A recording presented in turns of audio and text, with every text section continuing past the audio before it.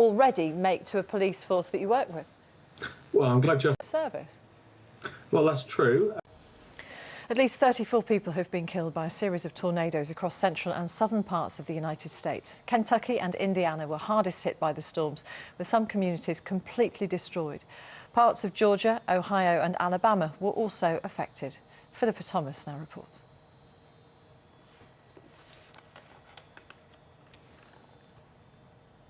The report's coming up just now. Only have to think about Frank Carson, don't you? It makes you smile. Let's take a look at the weather forecast now with Alex. Thanks very much. This is BBC News. I'm Martine Croxall. Summary of our stories at 8:30. Two police forces in England have defended plans to ask private companies to do more of their work. The Surrey and West Midlands forces. Well, that's our summary for now. I'll be back with more at 9 o'clock. But now on BBC News, it's time for Click. This is BBC News. The headlines at 9 o'clock. Hello, welcome. Private companies could be given a much bigger role in policing under plans being drawn up by two of Britain's forces. West Midlands and Surrey Police have invited bids from security companies to act as partners, providing a wide range of services, including help with patrols and investigating crime. Labour and the main police union have said the plans could undermine trust in public police service policing. Daniel Bircher reports. Well, I've been speaking to John Shaw from the security company G4S. The firm's been invited to tender a bid to deliver a number of services which are presently undertaken by the police. I asked him how they might alleviate concerns about involving private companies in policing.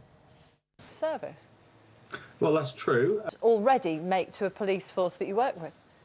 Well, I'm glad you're... Money at stake in these new contracts that are being talked about. Are you tempted to put in a bid? John Shaw of the security company G4S. At least 36 people have been killed by a series of tornadoes across central and southern parts of the United States. Kentucky and Indiana. Well, we're joined on the line now by Sergeant Tony Slocum of Indiana's Department of Homeland Security. Sergeant Slocum, welcome to BBC News. Tell us about some of the conditions you're having to deal with.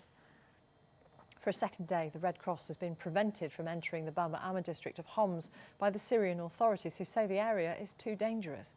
I've been speaking to Anne Harrison, who's Amnesty International's Deputy Director for the Middle East and North Africa.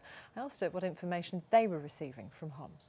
It's say that there have been revenge killings, and that's why the Red Cross of armed terrorist groups that are acting there.